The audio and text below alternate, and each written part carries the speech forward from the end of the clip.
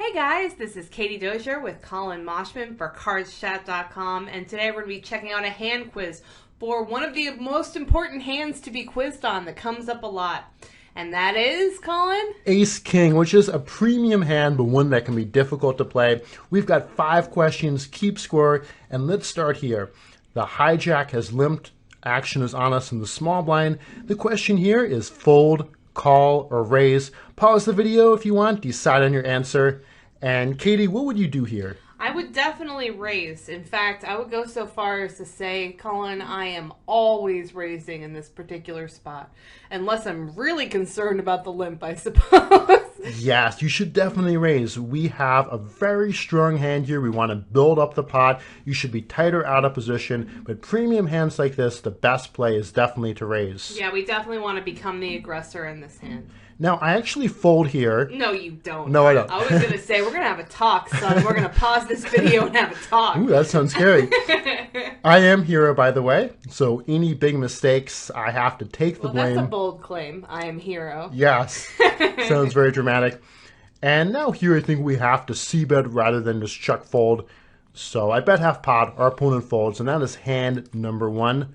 And it can be kind of nerve-wracking playing out of position, even with a hand as strong as Ace King, but the bottom line is most of the time, you end up heads up in the pot and the c-bet takes it down. Yeah, exactly. Where you can actually hit some of the time. So a lot of ways to win there. And here with Ace King suited, I go ahead and call. I think that's certainly fine. I think you could consider 3-betting as well. Can't consider folding. Again, definitely. Kind of a theme probably most of this video. I agree with you. Usually do want to 3-bet, re-raise pre-flop with Ace King. The only reason I don't do it here is because the initial raiser is under the gun, so I put him on a tighter range. Now, interesting action. So I go ahead and bet, face a raise. And the question here is, what should we do now? Should we fold, call, or re-raise? Katie, what would you do in this spot? I would shove it all in here. We are out of position. We have an extremely strong draw in this scenario. The effective stack remaining is not very deep. This is a clear shove to me, and one I'm happy when he raises to get to shove this. This is a good scenario, I think. Okay, yeah, exactly. So here we do have a 15 out draw with a nut, flush draw, and 2 overcards. That means we're going to be a favorite against a hand as strong as top pair. The pot's very large, so absolutely, like you say, we've got to shove it in. That's what I do. Look at this turn card. I cannot lose this hand, Katie.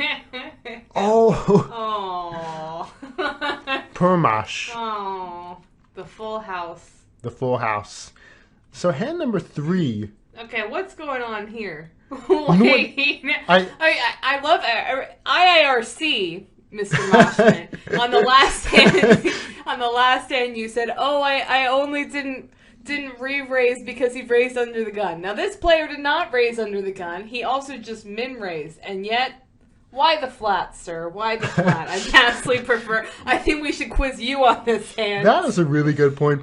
So I think that, because of the fact that I have under 30 blinds, this is pretty weak to just flat. I have to agree with you, Katie. The best play here is to re-raise, put in the 3-bet, be willing to get in stacks pre-flop. So unless I had some kind of big read, which I don't think I did here, no excuses, this is pretty weak to just call pre-flop. Well, at least you didn't fold. That's would be a lot worse. That would have been worse, without a doubt. It's a good illustration, though, too, looking at how many callers you can be getting, and you're not looking to play, particularly with Ace King offsuit in general, flops with 8 players aren't your wheelhouse as much. I was disappointed that 4 people folded. I felt a little bit hurt. It kind of hurt my feelings. You did everything you could to get that pot heads up. Exactly. So the question here is the initial raise or c-bets. Should we fold, call, or raise? And correct answer here is going to be to shove. The pot is very large. There's over 900 out there. Our hand is very likely best. So we should shove to knock, if anybody, a free card and get max value. Well, hold on there. I think we should also give credit to Collin here. I agree that shoving is slightly better, but I think flatting has its merits too. You can keep in weaker hands, particularly with your hand being under-repped. In this scenario, maybe get, say, flush draw to shove and the original better to fold, and then you end up heads up versus that with dead money in the pot. So I think there's merit also to calling. I'd like to give credit to that. Well, why don't we just hand out participation medals to everybody watching this video? No, you're okay with calling. I'm kidding around. Yeah, I think you make really good points there. So I also prefer shoving, but I think there are good merits to calling. So we'll give credit for both of those answers. After my weak play pre-flop, I make a reasonable decision at the flop. And I feel like I deserve to get drawn out on in this pot based on the way I played. You really deserve that. Queen 10 had like 100% equity, but lost. Queen 10 was supposed to win then, without doubt. So here we raise, we isolate the limp preflop. Jalapeno is going to contest this pot against us. He checks, and the question here is, should we check or c-bet? Katie, which would you do? Well, in a rare turn of events, I would take the more passive approach in this particular hand and not opt to c-bet. It's a really coordinated flop that has great potential to have hit the other player's range pretty hard, and we have good showdown value though still too, so there's not really a lot of reason to c-bet this flop. Absolutely. I completely agree with that. Also, if he has a worse hand, he's not going to call very often. Most better hands are going to stick around. This is a good spot not to c-bet with the ace-king. So, fortunately, I checked that back. Let's see how the rest of the hand plays out. We connect at the turn, which is fun. I raise for value and protection. And Jalapeno folds, perhaps to join his other pepper friends. I think that that's a good decision to raise there too, because it does indicate some weakness or drawly type hands more so than a strong made hand when he bets a quarter of the pot. If the player bets something like 300 or even full pot, I would sort of tend to call him down versus raise, but I like that you raise given the smaller size. Thanks. I agree. That does make it a more clear decision to raise and an important factor. Let's move on to the last hand. The last hand is one that is going to be pretty straightforward. This is the bubble of a 9-man 50-30-20 paired structure sitting go. The question here is, should I call or fold? Now this may be straightforward for you as an S&G expert, but for those mortals among us, it might not be straightforward for everyone. Of course. Sorry, I don't mean to say that it's an easy question. I just mean to say that it's binary. We can either call or we can fold. Right. So what do you guys want to do here? And Katie, what would you do? This is definitely going to be a fold, and that's going to come down to our good old friend, Mr. ICM.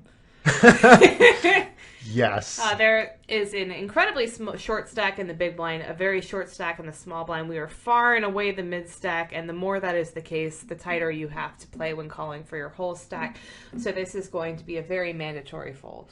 Absolutely. So the correct range to call with here is only high pocket pairs. I believe either jacks or queens plus in this spot. Normally you want to be willing to get it all in with ace-king preflop, but some of the time if there's really heavy action or very intense ICM like this, the correct play is to fold. Just make sure you're not overdoing that, though. I find that a lot of players look for reasons to fold ace-king, and the bottom line is ace-king is a very strong hand, and most of the time, in scenarios where you're not super deep, you're going to be going with it. Absolutely correct. So that is going to be the end of the 5-question quiz. Thanks so much for watching. This has been Katie Dozier and Collin Moshman for CardsChat.com.